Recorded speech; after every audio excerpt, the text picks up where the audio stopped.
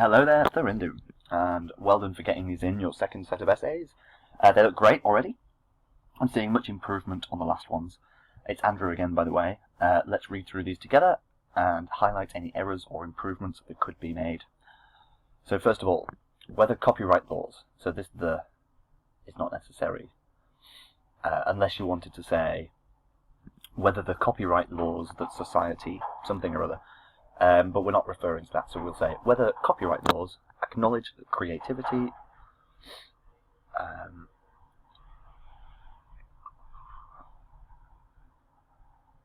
so whether copyright laws encourage creativity, or whether society would function better without them, is an issue concerning many stakeholders. So I would leave out sensitive issue. I would just say it's an issue concerning many stakeholders, because we can't really say all that much about how people feel about it. We can only give argument. We're not concerned with feelings. I firmly believe that such rules and regulations are there to protect and encourage the community. Good. This essay will illustrate my opinion using examples from the Philips Company, good, and Harvard University. There's no need for the at Harvard.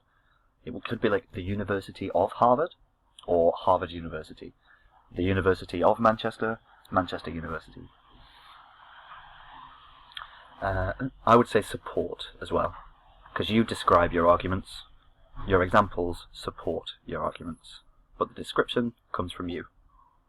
Firstly, copyright laws and the associated patent rights will provide compensation. So this is just the word compensation. This will provide compensation to the producer via the collecting. If you want to use via, so you'd have to say, because it's on the via is on the way through or using. So we're going to have to say via the collecting of a loyalty fee. We're describing the action that is taking place. Via the collecting of a loyalty fee from whomever, when who is used to talk about the indirect object. From whom is it coming? To whom is it going? We say whom. From whomever uses that intellectual property. I mean, this is a small mistake, and to be honest, most examiners probably won't even comment on it, and it won't make that much of a difference. But the difference between who and whom, referring to the subject or the indirect object, is a key difference. It should be taken into account that the Philips Company receives $10 million each year as loyalty fees, so none of these commas are really necessary. $10 million each year in loyalties, you could say, or royalties, sorry. The word is royalties, R-O-Y. If you make or create something and somebody else uses it, you are paid royalties. So this acts, with an S, as financial support, no A, to the company, recognizing and acknowledging the novel contribution that they have provided to the technical community.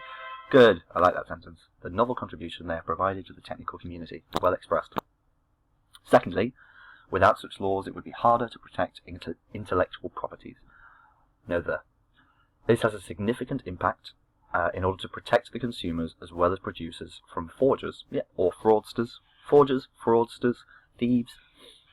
It should not be neglected that a study from Harvard University, again, has revealed, or did reveal, that the production and distribution of pirated movies in China have declined by 5%, or just, no need for past perfect here.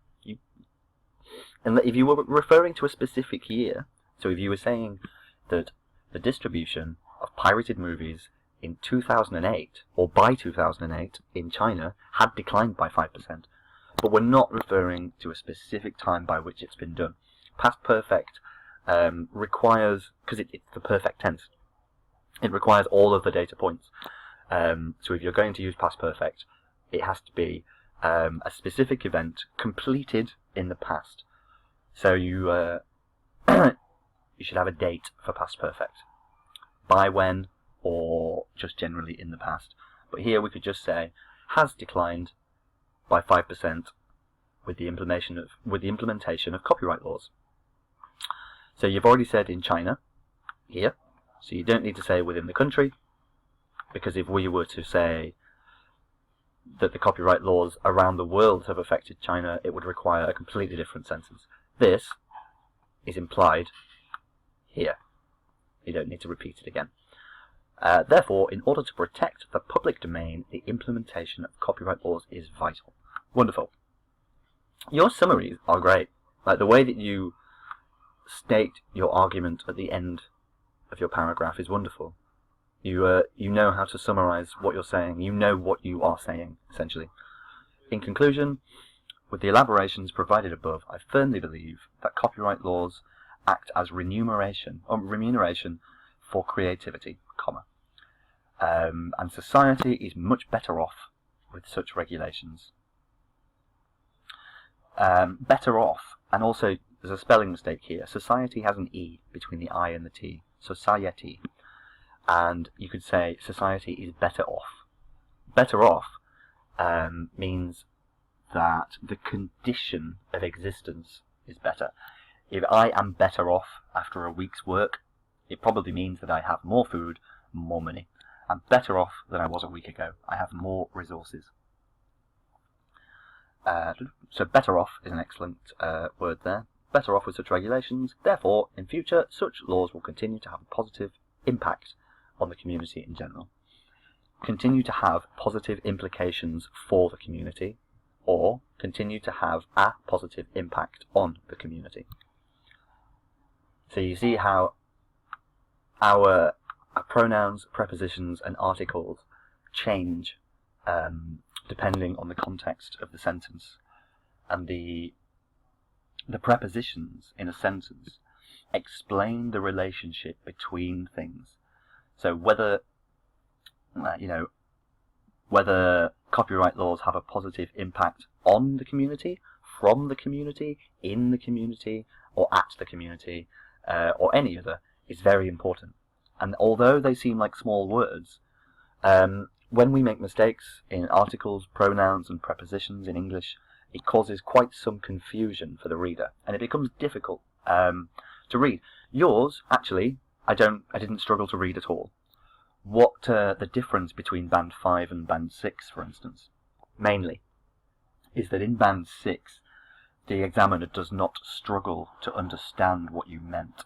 And in Band 5, the examiner does struggle to understand what you meant. And in Band 7, not only does the examiner understand you, but your words are clear and concise, and you make few mistakes. So I'd say that's roughly where you are. You're clearing well into the 7 ground at the moment, and in order to get to above a 7.5 or an 8, you're going to need to eliminate small errors. So yeah, go through, correct any articles or preposition errors, make some language a little bit more precise, and we'll see what the next one's like. But that's a really big improvement on your last essay. In your last essay, I found myself shortening your sentences considerably, and now I don't. So well done, improvement.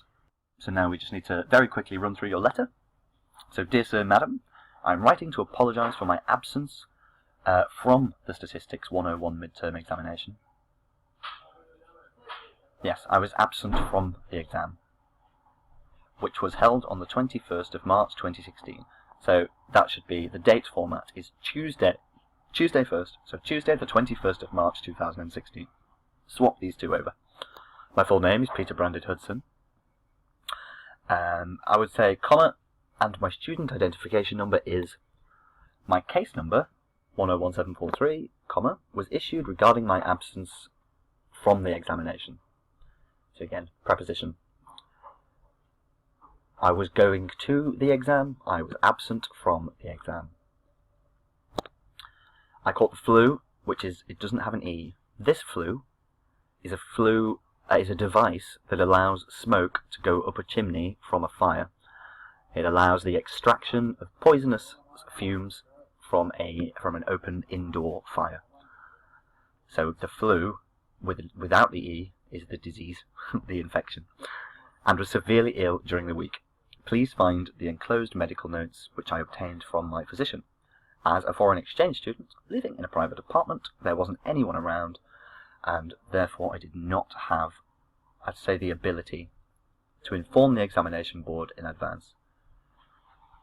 I would say I would be very grateful, or so grateful, much is not necessary there. I would be so grateful if you could take these factors into consideration and offer me the opportunity to resit the exam.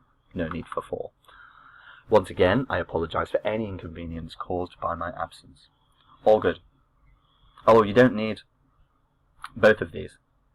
When you sign off from a letter, just use one sign-off. Yours sincerely, yours faithfully, your kind regards. Any of these are good, but don't double up. There's no need to double up. So very few errors there. This is very, very legible. I could read it and understand it very, very easily. And your task 2, also I could understand entirely, and it's really just the mistakes in articles and prepositions. And if you listen through to the times when I suggested a different word or phrase, it was usually for precision, to make sure that we were saying exactly what we meant. So have a good read through, a listen through even. Make some notes, send us your new essays and your error list and your corrected essays, and let's keep this going. Very, very well done, Thorindu, and I'll speak to you very soon.